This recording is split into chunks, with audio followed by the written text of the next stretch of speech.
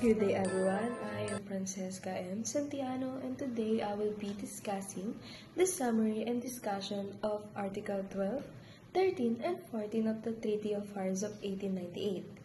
These articles explain what happens after Spain gave up of its colonies, including the Philippines. They focus on court cases, property rights, and Spain's continued presence through consular offices.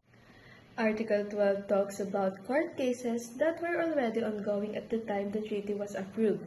It states that court decisions that were already final under Spanish law should still be followed and carried out by the proper authorities in the territory where they apply.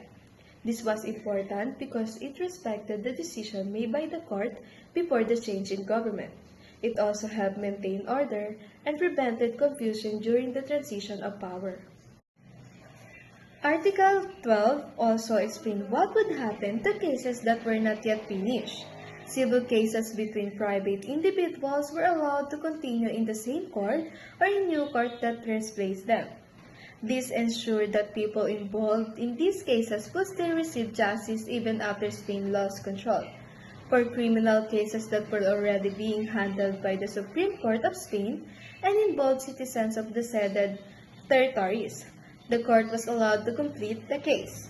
However, once a final decision was made, the punishment would be carried out by the local authorities where the crime occurred. This showed cooperation between Spain and the new governing powers.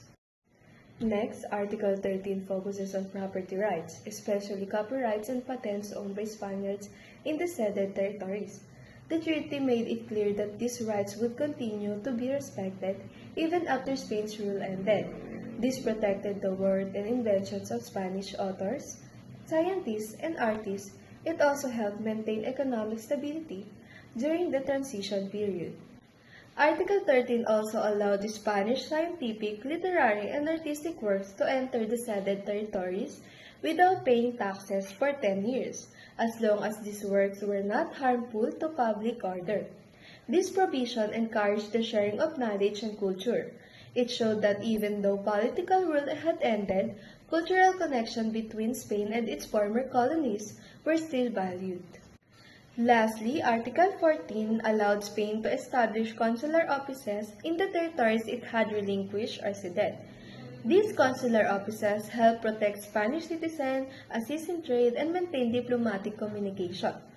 This showed that Spain could still maintain official relations with these territories even after losing sovereignty. In conclusion, Articles 12, 13, and 14 of the Treaty of Paris were created to ensure a smooth and organized transfer of power. They protected ongoing court cases, respected property and intellectual rights, and allowed Spain to keep a diplomatic presence.